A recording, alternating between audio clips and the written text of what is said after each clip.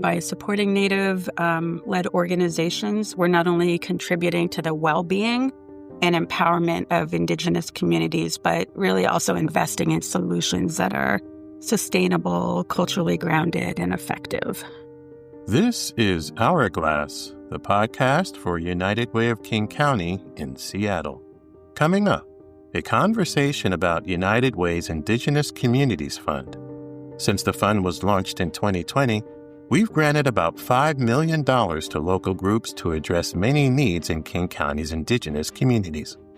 Hourglass sat down with Marlo Klein, United Way's Senior Community Impact Manager for Housing Stability, and Liahann Bannerman, United Way's Senior Director of Equitable Philanthropy, for a conversation about the impact of the Indigenous Communities Fund and recent changes to the fund that enable us to partner with more local organizations. We'll also discuss our upcoming Happy Hour and Hellos event and a local volunteer opportunity. I'm your host, Joe Barris. Thanks for tuning in. In the last 5 years, we at United Way of King County have provided access to food and rental assistance for Indigenous individuals and families. We have supported programs that help Indigenous high school students graduate. We have helped provide legal services for Indigenous residents that include advocating for privacy rights in criminal proceedings. And we have funded organizations that focus on improving Indigenous infant mortality rates. These are some of the ways United Way of King County's Indigenous Communities Fund have helped improve the well-being of our land's first inhabitants, those who now make up just over 1% of our county's population, having withstood years of systemic racism, displacement, oppression, and inequality.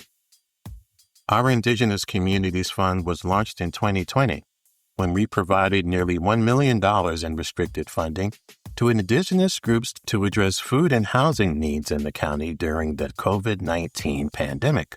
Since then, we've given millions in unrestricted funding to Indigenous groups to use as they see fit to address the needs in their communities that they know best. That's called participatory grant-making, where funders build relationships with organizations and then provide them with the resources, trusting that they will make the best use of the dollars without funder oversight or extensive reporting of progress. Through our Indigenous Communities Fund, United Way has partnered with about a dozen of our region's most impactful organizations, including Chief Seattle Club, Native American Women's Dialogue on Infant Mortality, Native Action Network, and Urban Native Education Alliance. And recently, we've expanded threefold the number of Indigenous groups we partner with. We hope that our efforts will prompt other funders to do the same, as nationally less than 0.5% of philanthropic dollars go toward Indigenous groups. Hourglass recently sat down with two of our staff to discuss our Indigenous Communities Fund work. Marlo Klein, United Way Senior Community Impact Manager for Housing Stability, and Liahann Bannerman, United Way Senior Director of Equitable Philanthropy. We began with Marlo, who spoke more about the impact of the Indigenous Communities Fund. We're doing some really exciting work, I believe. And one of the reasons we're doing this work is to support Native resilience. And what I love about the term Native resilience is that it refers to the enduring strength, adaptability, and cultural continuity of Indigenous communities in the face of historical and ongoing challenges that relate to colonization, forced displacement, and really environmental degradation. And we're doing this work in conjunction with community. It's a very community-centric process. We're engaged in a participatory grant-making process that gives decision-making power to Native American community leaders who are intimately familiar with the issues impacting their communities. And because they know what the needs are of their community, they're really best positioned to figure out how to best solve the issues. And the model empowers community members to have a say in what is funded and how funds are allocated. And really, by supporting Native-led organizations, we're not only contributing to the well-being and empowerment of Indigenous communities, but really also investing in solutions that are sustainable, culturally grounded, and effective. So, Liahann, Marlo touched a little bit on the participatory grant making and the impact of it. Can you just sort of expound from there and talk about United Way's racial equity priorities and racial equity focus? Yes. Well, participatory grant making is, and actually it ties into trust-based philanthropy of really trusting people in community to know what is best for them, what they need, and who is doing that work. So it's ultimately, participatory grant making, and it's a big word, is seeding. Yeah.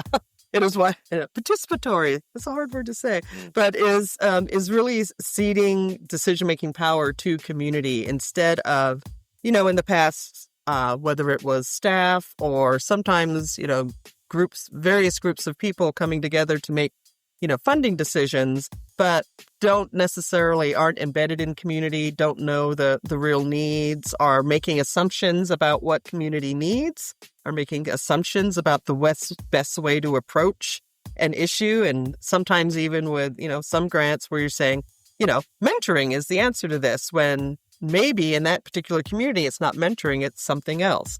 So it really is, for us, as we are looking to center community as part of our, our strategic roadmap and our racial equity work, is to center the communities most impacted by the issues and having them make the decisions and giving them the power. So seeding power, decision-making power around the fund. So, we've done this in a few different ways, but Indigenous Communities Fund is one of those where, we have a certain amount of money and it is not our decision on how it gets allocated and to whom it gets allocated. Great. And so, Marlo, there have been some recent developments as we talk about and act on that participatory grant making. There have been some recent developments with the Indigenous Communities Fund. Can you talk about those a little bit? Sure. So over the last 5 years, United Way has invested about $5 million into the Indigenous community. And this, prior to this past year, we worked primarily with the Seattle urban Native nonprofits, which was a membership group of between 9 and 10 organizations. And prior to that, the fund was a response to COVID relief funding. We got some funding, and through relationships that we had with Native organizations, we were able to quickly identify the Native organizations that could use this funding for food and rent assistance, and they were able to get the money out very quickly into the community.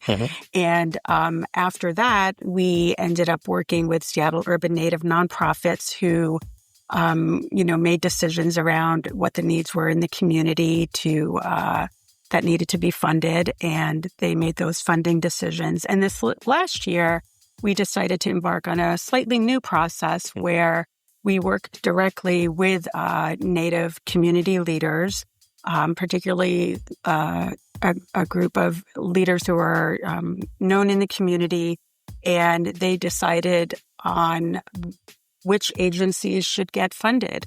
And we ran a really low barrier process. Pretty much any organization that was an Indigenous organization was invited to submit a request for funding. And we had about 31 organizations apply for funding, and we were able to fund 29 of those organizations.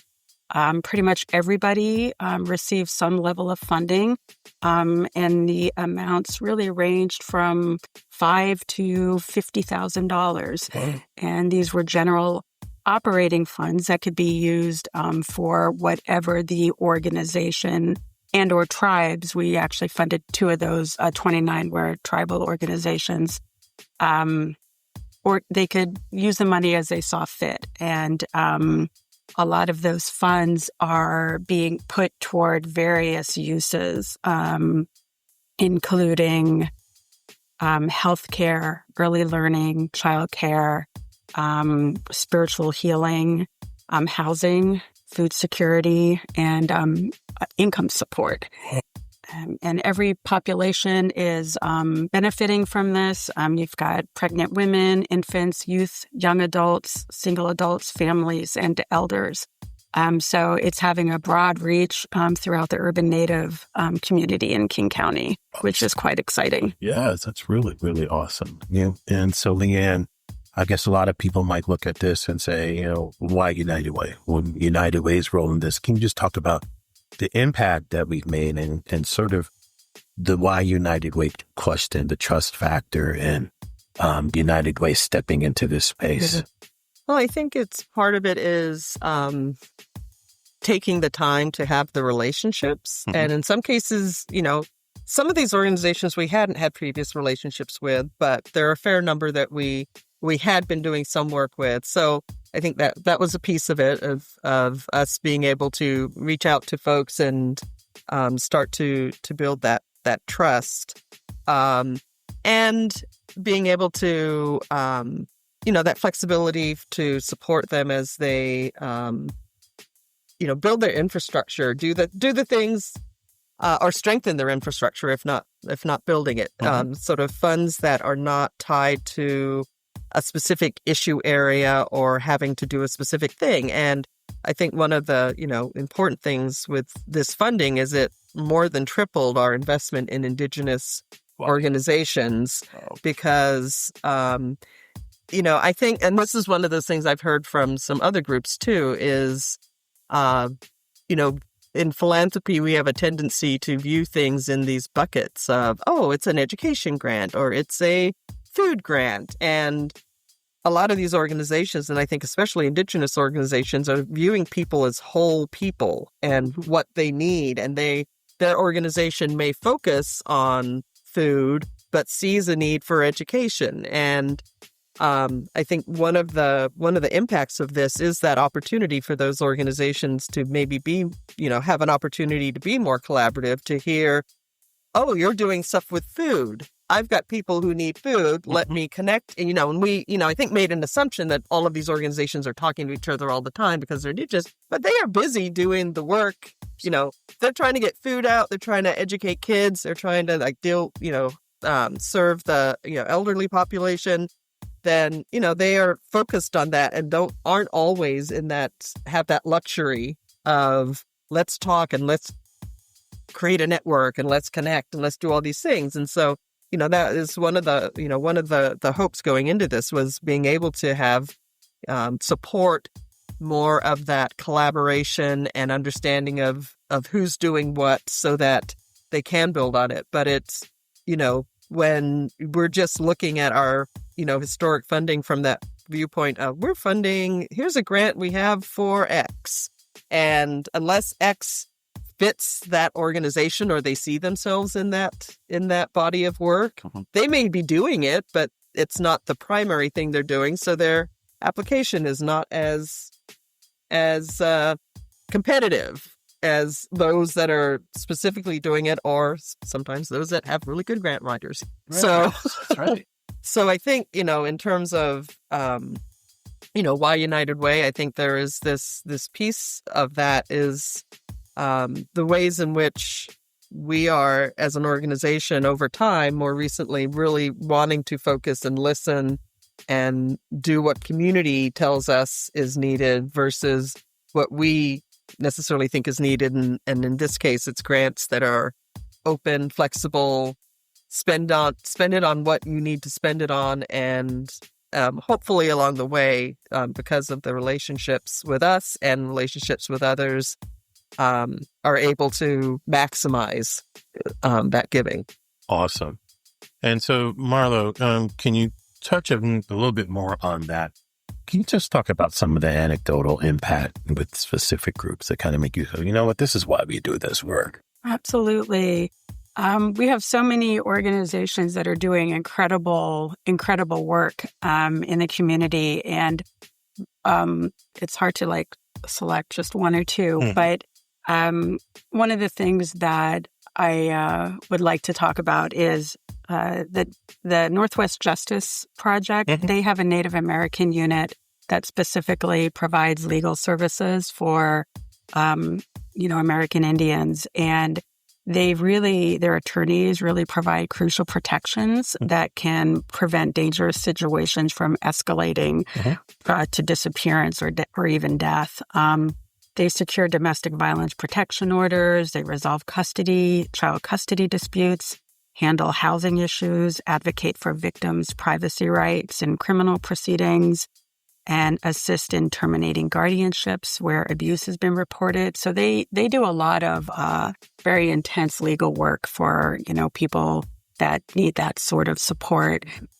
And then you also have the Urban Native Education Alliance, who is providing amazing support for youth and helping them graduate from high school by providing alternative high school options, pathways to graduate.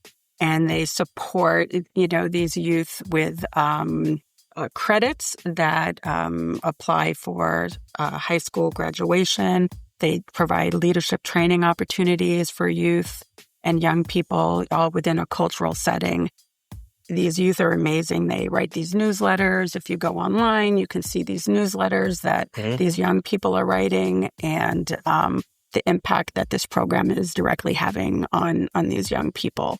They also provide, I believe, some scholarships, to youth to go on to college, which is very exciting. And then we have, some of our other organizations like Chief Seattle Club, provides, amazing housing support services and food, and United Indians of All Tribes that provide housing programs. And then we also have organizations that are doing leadership development for Native women that are making an impact in the policy world, public policy arena.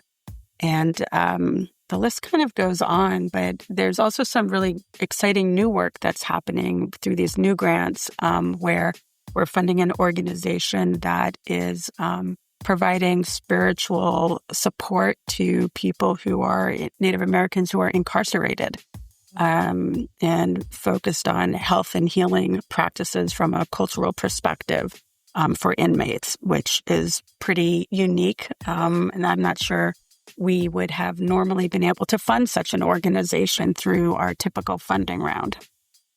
So lastly, Liahann, can you just talk about some of the lessons learned by United Way as we've been doing this work and trying to forge those relationships with Indigenous communities? Yes, I think I touched on it a bit in terms of the, as Marlo was sharing the stories of culturally appropriate services and its that ability to meet the needs and not go in with the assumption of like if you're incarcerated, this is the service you need, or this is the way to approach what happens to you when you come out of incarceration, where culturally it may be a different spiritual approach to that. So I think the lessons we learned and that we're hoping to internally share as we look for in some cases for some of these organizations to be able to access our more